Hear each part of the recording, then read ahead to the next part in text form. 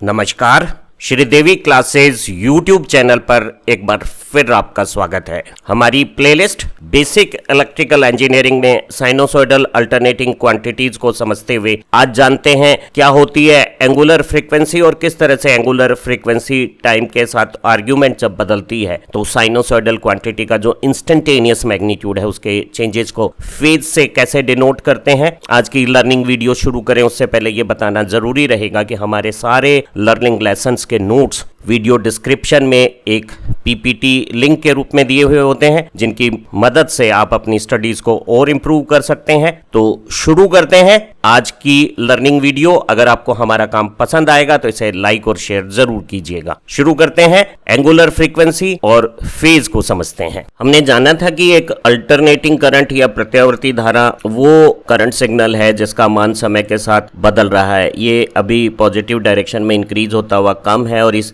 Position पे maximum हो गया है, उसके बाद डिक्रीज हो रहा है और इसे हम अल्टरनेटिंग या प्रत्यावर्ती इसलिए कहते हैं क्योंकि एक निर्धारित समय अंतराल बाद इसकी दिशा बदल रही है। अगर ये वोल्टेज है तो इसकी पोलैरिटी बदल जाती है और हूबहू जैसा पॉजिटिव सेक्शन का समय के साथ मान परिवर्तन का रूप बना था वैसा ही रूप नेगेटिव सेक्शन में दोहराया जा रहा है। ये ऋणात्मक नेगेटिव मैक्सिमम हो गया है, फिर उल्टी दिशा में धारा का मान घट रहा है और ये वापस जीरो हो गया है। और एक बार फिर देखिए दिशा में परिवर्तन, प्रत्यावर्तन, अल्टरेशन हो रहा है। तो ऐसा करंट या वोल्टेज जो एक निर्धारित समय के बाद अपनी दिशा या पोलैरिटी बदलते हैं उन्हें हम अल्टरनेटिंग कहते हैं। ये जो मैग्नीट्यूड का वेरिएशन हमने समय के साथ दिखाया है, जो यहाँ जीरो क्रॉस के समय तेजी से बदल रहा है और पीक मैग्नीट्यूड के पास इसका बदलाव धीमे हो रहा है, इस तरह के वेव फॉर्म को हम साइनोसॉइडल ज्यावर्ती तरंग कहते हैं। और सभी इलेक्ट्रिकल एप्लीकेशन में चाहे वो जनरेशन हो, ट्रांसमिशन, डिस्ट्रीब्यूशन हो या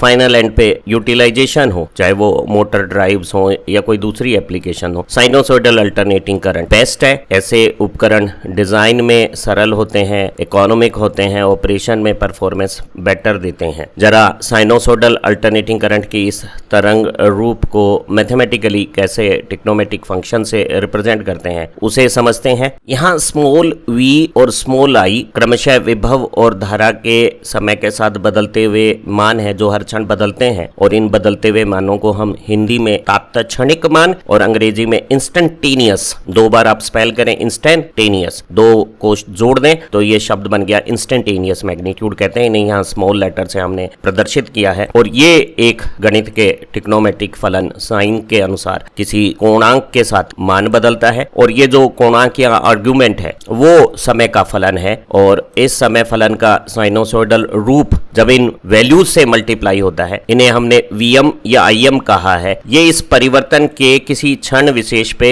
मैक्सिमम मैग्नीट्यूड्स हैं जो पॉजिटिव डायरेक्शन और नेगेटिव डायरेक्शन में बराबर मैग्नीट्यूड के हैं। इन्हें हम हिंदी में शिखर मान, अधिकतम मान या आयाम कहते हैं और अंग्रेजी में इन्हें पीक मैग्नीट्यूड, मैक्सिमम वैल्यू या एम्पलीट्यूड कहा जा सकता है। तो एम्पलीट्यूड के साथ जब हम इस साइनोसॉइडल फंक्शन को जो टाइम के साथ वेरिएशंस रखता है मल्टीप्लाई करते हैं तो ये जो इंस्टेंटेनियस मैग्नीट्यूड के वेरिएशंस है वो समय के साथ इस तरह का रूप रखते हैं और ये हमारी स्टैंडर्ड साइनोसॉइडल अल्टरनेटिंग करंट है जो समय की शुरुआत के समय यहाँ तात्क्षणिक मान जीरो के साथ शुरू हुई है। और इस साइनोसॉइडल फंक्शन में आप देखेगा कि न केवल पॉजिटिव पीक और नेगेटिव पीक सेम है बल्कि ब्लू एलिप्स में आया हुआ पॉजिटिव हाफ साइकिल और रेड एलिप्स में आया हुआ नेगेटिव हाफ साइकिल भी आपस में सिमेट्रिकल है और ये दोहरान एक निर्धारित समय अंतराल के बाद दिशा बदलते हुए, अल्टरनेट होते हुए, प्रत्यावर्त होते हुए रिपीट्स हो रहे हैं। और इन दोनों नीले और लाल एलिप्स के पूरे सेक्शंस को हम एक साइकिल कहते हैं और उसी साइकिल का रिपीटिशंस आगे होता है। अलग अलग समय टी पर ये जो तात्क्षणिक मानों का परिवर्तन है जिसे गणित में इस साइनोसॉइडल फंक्शन से हमने प्रेजेंट किया है, ये इंस्टेंटेनियस वोल्टेज और ये तात्क्षणिक धारा है जो आयाम या एम्पलीट्यूड या शिखर मान, विभव और धारा के साथ एक साइनोसॉइडल फंक्शन रखती है। और ये टी के साथ ओमेगा जिसे हम अभी समझेंगे एंगुलर फ्रीक्वेंसी, उसके साथ एक एंगुलर मेजरमेंट मेजरमेंट बनता है, एंगल का मेजरमेंट बनता है, जिसे हम हिंदी में कोणांक और अंग्रेजी में आर्ग्यूमेंट कहते हैं, और उसका ये जया रूप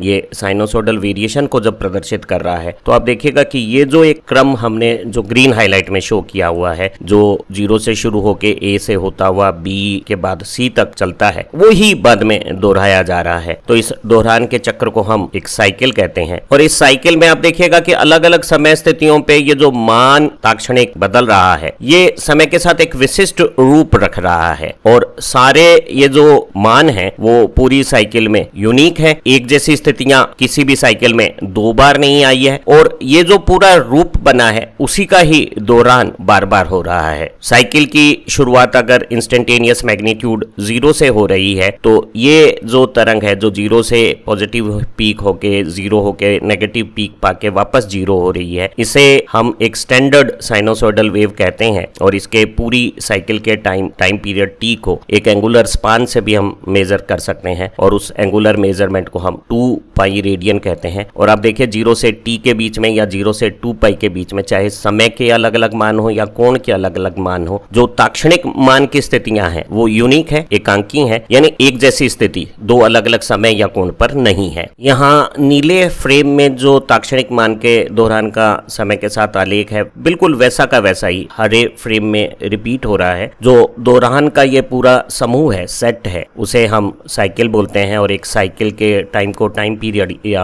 आवर्त काल कहते हैं। और ये साइकिल जरूरी नहीं है कि इंस्टेंटेनियस मैग्नीट्यूड 0 से 0 के बीच में, जैसे हमने यहाँ नीले और हरे फ्रेम में दिखाया, उस तरह से पेश करें। ये एक पॉजिटिव पीक से अगले पॉजिटिव पीक A से A' तक यहाँ शान हाइलाइट्स में दिखाई गई भी हो सकती है। और आप देखिए A के बाद जैसा ये परिवर्तन का रूप है, बिल्कुल वैसा ही अगले A' के बाद यहाँ दोहराया जा रहा है। और ये समय काल जो पॉजिटिव पीक से अगले पॉजिटिव पीक के बीच में यहाँ हम दिखा रहे हैं, इसे भी हम एक साइकिल का पीरियड, टाइम पीरियड कहते हैं। एक साइकिल के पूरे समय टाइम पीरियड को अगर हम हिस्सों में बांटें, तो आधी साइकिल का टाइम ये T/2 हो गया है, और क्वार्टर साइकिल 1/4 साइकिल का समय ये T/4 हो गया है। और आप देखिएगा कि इस साइनोसॉइडल अल्टरनेटिंग सिग्नल में पहले क्वार्टर में 0 से T/4 के बीच में हमारा इंस्टेंटेनियस मैग्नीट्यूड पॉजिटिव डायरेक्शन में इंक्रीज हो रहा है। हम जानेंगे कि ये जो साइनोसॉइडल क्वांटिटी में इंक्रीमेंट है, ये लीनियर नहीं है। ये शुरू में आप 0 क्रॉस करते समय तेजी से बढ़ता हुआ पा रहे हैं, और पीक या शिखर मान के पास इसका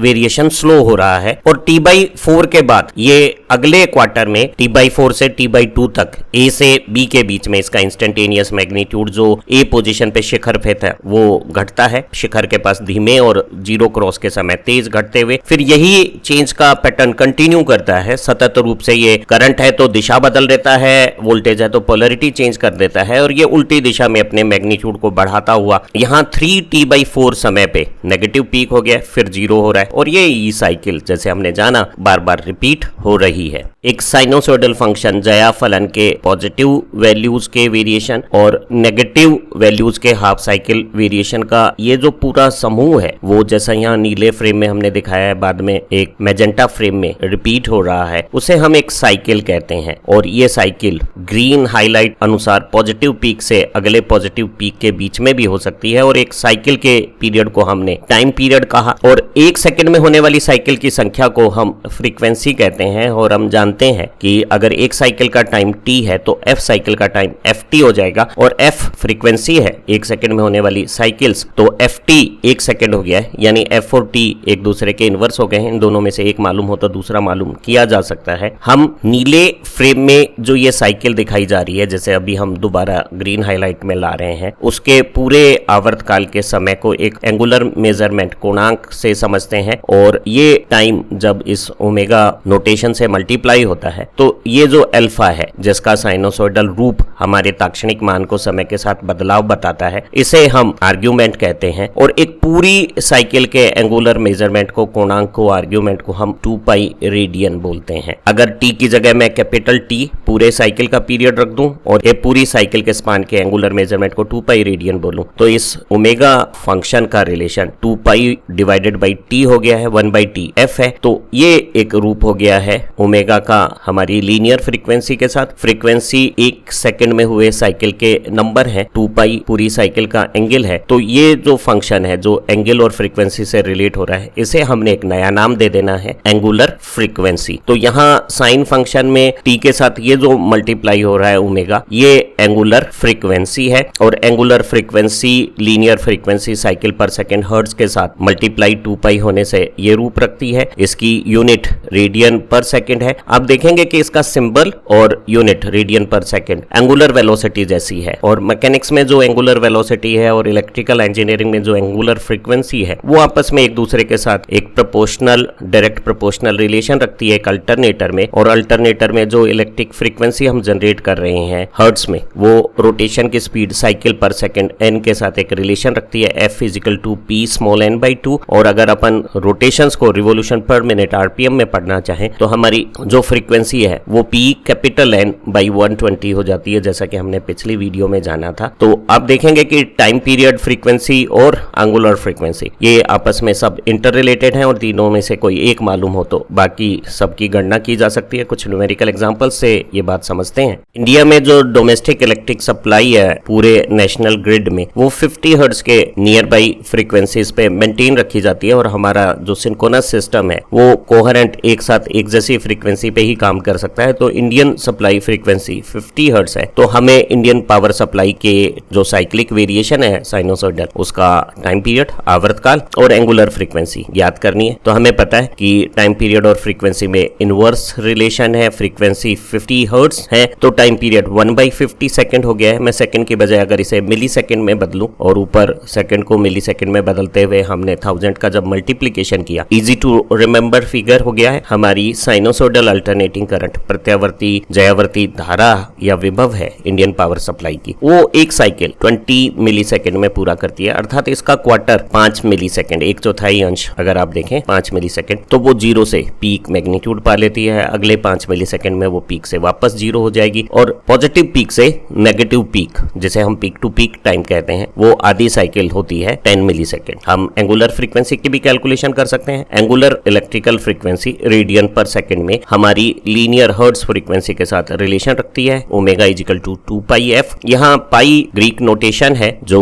22/7 या 3.14 के नियर बाई है। अगर हम इस रिलेशन में इंडियन फ्रीक्वेंसी f को 50 हर्ट्ज लिखते हैं तो एंगुलर फ्रीक्वेंसी 100 पाई रेडियन पर सेकंड आ गई है। नंबर में अगर पढ़ना चाहें तो ये फिगर 314 रेडियन पर सेकंड के नियर बाई हो गया है। अगर ये साइनोसॉइडल अल्टरनेटिंग वेरिएशन करंट या वोल्टेज का इंडियन पावर सप्लाई की इलेक्ट्रिक सप्लाई का हो तो ये एक साइकिल है, और ऐसी 50 साइकिल 1 सेकंड्स में हो रही है, और एक साइकिल में अभी हमने कैलकुलेट किया था 1/50 या 20 मिली सेकंड समय लग रहा है। हमसे पूछा गया है कि हमारी ऐसी अल्टरनेटिंग इंडियन पावर सप्लाई की करंट या वोल्टेज 1 सेकंड में कितनी बार अपनी डायरेक्शन को अल्टरनेट करती है। तो आप देखिएगा कि नेगेटिव से पॉजिटिव होते समय जब जीरो क्रॉस हो रहा है तब डायरेक्शन में अल्टरेशन हो रहा है। करंट है तो दिशा बदल रही है, वोल्टेज है तो पोलैरिटी चेंज हो रही है, और एक बार फिर जब जीरो क्रॉस हो रहा है तो पॉजिटिव से नेगेटिव होते हुए ये आप देखिए डायरेक्शन चेंज हो रही है। एक साइकिल में दिख तो ऐसा रहा है कि 3 जीरो है क्रॉस, लेकिन हम एक तीसरे जीरो को अगली साइकिल के लिए ले लें, यह एक ज्यादा बेहतर जैसे हमने नीले फ्रेम में दिखाया है। ये पॉजिटिव पीक से अगले पॉजिटिव पीक के बीच में अगर एक साइकिल है तो आप देखिए एक साइकिल में कितने जीरो क्रॉस हुए, 2 बार। और जब जब जीरो क्रॉस होता है हमारी डायरेक्शन करंट की अल्टरनेट होती है या वोल्टेज की पोलैरिटी अल्टरनेट होती है। तो एक साइकिल में 2 बार, 1 सेकंड में कुल 50 साइकिल। तो हमारी जो इंडियन इलेक्ट्रिक सप्लाई है वो 1 सेकंड में 100 बार अपनी डायरेक्शन को अल्टरनेट करेगा। यहाँ एक साइनोसॉइडल वोल्टेज या करंट के ताक्षणिक मान का समय के साथ वेरिएशंस को प्रदर्शित किया हुआ है, और आप देखेंगे कि ये जो एक पूरी साइकिल हुई है जो बाद में रिपीट हो रही है, उसमें अलग अलग समय स्थितियों पे ताक्षणिक मान की अलग अलग यूनिक एकांकी पोजीशंस है। और यहाँ ए पे जब ताक्षणिक मान अपना पॉजिटिव मैक्सिमम अधिकतम धनात्मक शिखर मान रख रहा है, जिसे हम एम्पलीट्यूड या आयाम कहते हैं, उस स्थिति को अगर हम देखें तो वो पूरी साइकिल का 1/4 समय है। अगर पूरी साइकिल के पीरियड को टी माने तो इसका जो क्वार्टर टाइम है वो t/4 हो गया है। और अगर पूरी साइकिल के एंगुलर मेजरमेंट को 2 पाई रेडियन करें तो उसका 1/4 हिस्सा इस ए स्थिति का कोण π/2 हो गया है। हम कोण को एक कन्वीनियंट सुविधाजनक इकाई रेडियन के बजाय अगर डिग्री में समझना चाहें तो 2 पाई रेडियन को अगर हम 360 डिग्री कर दें तो उसका ये चौथाई हिस्सा 90 डिग्री हो गया है। तो आप देखिएगा कि ये जो ताक्षणिक मान के अधिकतम धनात्मक शिखर मान की स्थिति को हम 3 तरीके से कला से प्रेजेंट करते हैं। ये इस मानक साइनोसॉइडल वेव जो t0 पे 0 से शुरू हुई है उसका अधिकतम धनात्मक मान समय में t/4 इंस्टेंट पे या कोण में π/2 रेडियन या 90 डिग्री पे आ रहा है, तो पॉजिटिव पीक मैग्नीट्यूड को प्रदर्शित करने के लिए हम कह सकते हैं कि ये t/4 टाइम या π/2 रेडियन या 90 डिग्री एंगल वाली पोजीशन है, और कोई पॉजिटिव पीक को π/2 रेडियन के फेज से रिप्रेजेंट कर सकता है। किसी भी साइनोसोडल सिग्नल के ताक्षणिक मान को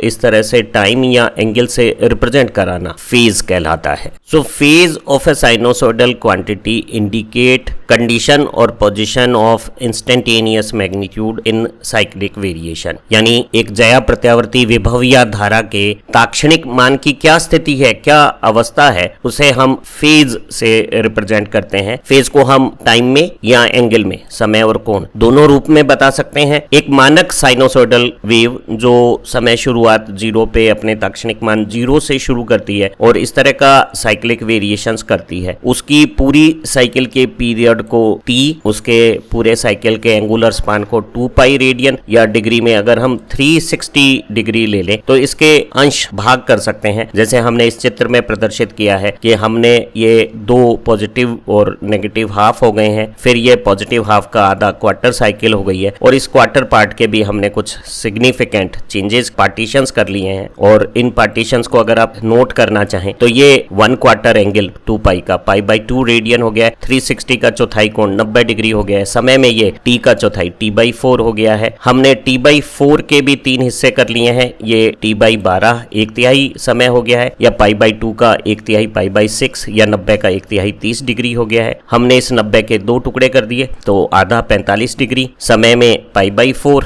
टाइम में t/8, और हम इसके पूरे चौथाई हिस्से के 2/3 अंश भी कर सकते हैं, तो समय में ये t/6, कोण में ये π/3 या एंगल में ये 60 डिग्री पढ़ा जा सकता है। आपको जहां कहीं भी रेडियन से डिग्री कन्वर्जन करना हो तो बड़ा सहज सा तरीका है, जहां कहीं भी पाई सिंबल दिखता है उसकी जगह रेडियन यूनिट को डिग्री में बदलते हुए 180 लिखिए, तो ये 180/2 90 डिग्री हो गया है, ये 180/3 60 डिग्री हो गया है, ये 180/4 45 डिग्री हो गया है, ये 180/6 30 डिग्री हो गया है। एक पॉजिटिव हाफ खत्म होने पर जब हमारा टाइम t या एंगल रेडियन में पाई या 180 हो जाता है और हम डिग्री में अगर एंगल को मेजर करना शुरू करें तो ये 180 से ज्यादा होने पर यहाँ इस पोजीशन पे 270 डिग्री हो गया है। लेकिन एंगुलर स्पान में 360 डिग्री 0 के इक्विवेलेंट माना जाता है। अगर मैं 270 में से 0 सबट्रैक्ट कर दूं और 0 की जगह 360 लिखूं तो ये एंगुलर मेजरमेंट -90 डिग्री हो जाएगा। कभी हमने जब शुरू में डी आकार के एक इंस्ट्रूमेंट से कोण बनाना शुरू किया था तो एंटी क्लॉकवाइज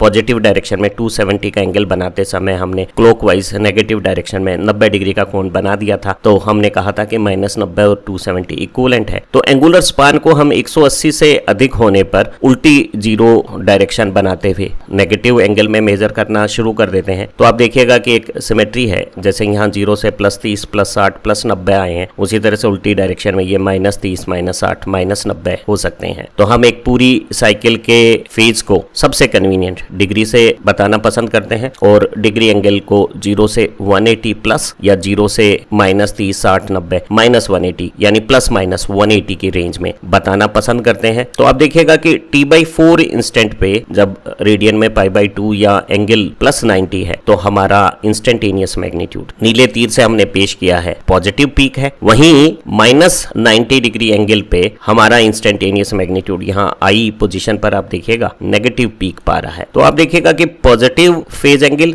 और नेगेटिव फेज एंगल पे एक स्टैंडर्ड साइन वेव में सिमेट्री है। Positive pay instantaneous magnitude positive है और नेगेटिव फेज एंगल पे नेगेटिव है, और सेम फेज एंगल 90 इधर 90 इधर, इंस्टेंटेनियस मैग्नीट्यूड बराबर है। +90 पे ये पॉजिटिव पीक है और -90 पे ये नेगेटिव पीक है, यानी पॉजिटिव सेक्शन और नेगेटिव सेक्शन में सिमेट्री है। यहाँ मैजेंटा तीर से हमने 2 0 क्रॉस इंस्टेंटेनियस मैग्नीट्यूड आपको O पोजीशन, 0 पोजीशन और F पोजीशंस पर बताए हैं, लेकिन अब देखिएगा कि ये दोनों ताक्षणिक मान वैसे तो एक समान दिख रहे हैं 0, लेकिन दोनों 0 में फर्क है। जो हमारी कला 0 डिग्री की है या 0 रेडियन या 0 समय की है, उस समय 0 ताक्षणिक मान नेगेटिव से पॉजिटिव चेंज हो रहा है, वहीं हमारी कला पाई 180 या t/2 पे ताक्षणिक मान तो 0 है, लेकिन ये 0 होने होने से पहले पॉजिटिव है और बाद में नेगेटिव है, अर्थात ये आप देखिए पॉजिटिव से नेगेटिव हो रहा है। एक और खूबसूरत बात हम जैसे पहले भी बता चुके हैं कि साइनोसॉइडल क्वांटिटी जिस समय जीरो क्रॉस हो रही है उस समय उसमें जो ताक्षणिक मान में समय के साथ परिवर्तन होता है उसकी गति थोड़ी तेज होती है। तो ये दोनों जीरो इंस्टेंट जो दिख रही हैं आपको वो 0 डिग्री और 180 डिग्री की अलग अलग है और इन्हें हम बाद में कभी ज्यादा समझेंगे तो कहेंगे कि आउट ऑफ फेज पोजीशंस कहते हैं। इसी तरह से आप देखिएगा कि यहाँ ए पोजीशन पे भी ताक्षणिक मान अधिकतम का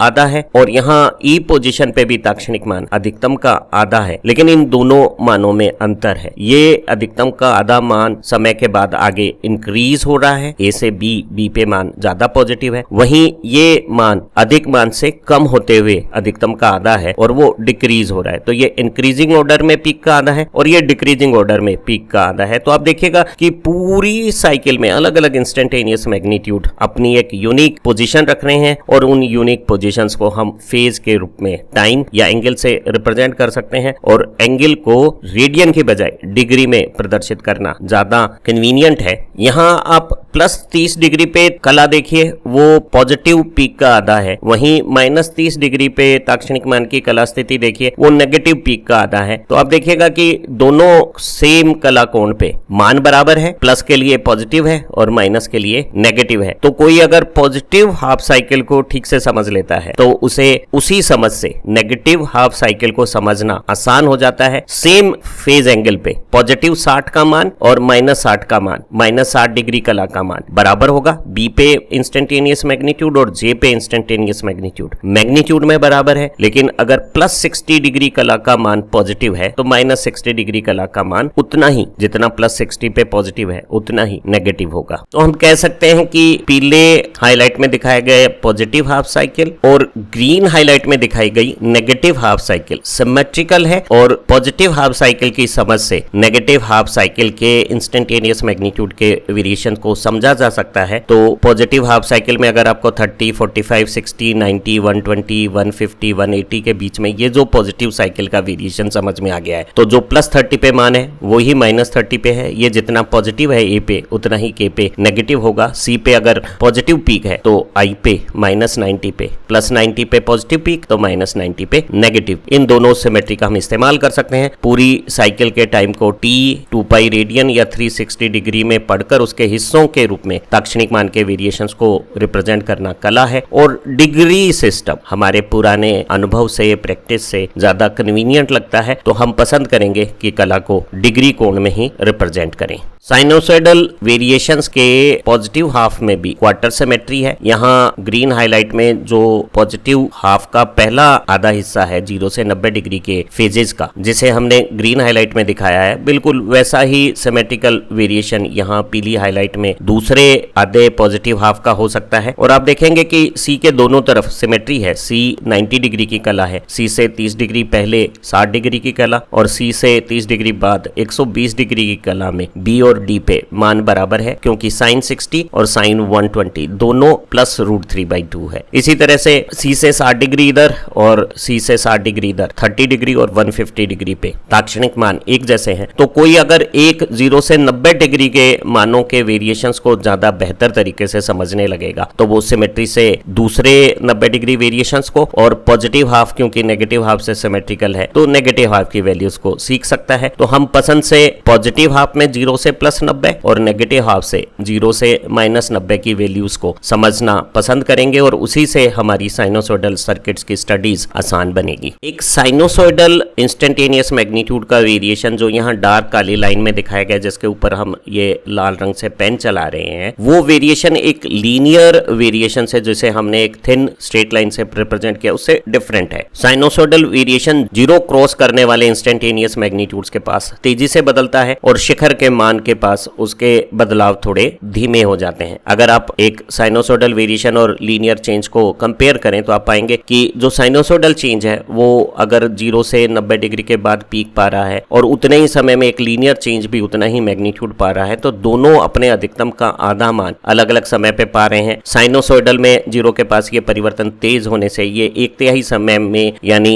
t/4 के 1/3 t/12 में, या अगर आप एंगुलर कोण में चीजें डिग्री में समझना चाहें तो 90 डिग्री की बजाय 30 डिग्री में ही इसका मान आधा हो गया है। वहीं जो लीनियर चेंज है वो एक समान रूप से जब बदल रहा है तो उसे आधा होने में 45 डिग्री की कला चाहिए, जबकि उतने ही समय में आप देखिएगा कि हमारा जो साइनोसॉइडल मैग्नीट्यूड है वो 70.7% मैग्नीट्यूड्स पर आ गया है। तो साइनोसॉइडल वेरिएशन अपने पहले आधे समय काल में इस 90 डिग्री पे पीक आ रहा है, उसके आधे 45 डिग्री की कला में 70% बदल गया है। वहीं दूसरे आधे काल में जो परिवर्तन है वो केवल 30% मात्र है, यानी ये वेरिएशन जीरो क्रॉस करते समय अधिक तेजी से हो रहा है और शिखर मान के पास धीमे हो रहा है। इसे आप यूं भी समझ सकते हैं कि 0 से 30 डिग्री के बीच में 1/3 हिस्से में ये 50% बदला है और आखिरी 60 से 90 के बीच में जो 30 डिग्री का कला परिवर्तन होता है उसमें यह मैग्नीट्यूड 13% से भी कम B से D के बीच में बदलता है। तो ये जीरो क्रॉस के समय तेजी से बदल रहा है और शिखर मान C के पास धीमे बदल रहा है। हम अपनी अगली वीडियोस में फेज डिफरेंस दो साइनोसॉइडल क्वांटिटी अगर सेम फ्रीक्वेंसी की हो तो आपस में कैसे कंपैरिजंस के लिए इस्तेमाल होता है, करंट और वोल्टेज के रिलेशंस क्या हैं, फेज डिफरेंस का पावर कैलकुलेशन में क्या असर होता है और पावर फैक्टर क्या है, दूसरी जानकारियां प्राप्त करेंगे। अगर आपको हमारा ये जो लर्निंग काम है वो पसंद आ रहा है तो इसे लाइक और शेयर कीजिएगा और चैनल को सब्सक्राइब करते हुए बेल आइकन जरूर से प्रेस कीजिएगा ताकि आपको हमारे सारे नए काम के नोटिफिकेशंस तत्काल मिलते रहें। और जब हम अगली वीडियो में फेज डिफरेंस बता रहे होंगे तब तक आप वीडियो के डिस्क्रिप्शन में पीपीटी लिंक को डाउनलोड करके अपनी लर्निंग को और इम्प्रूव करें। फिर मिलते हैं। Thank you very much.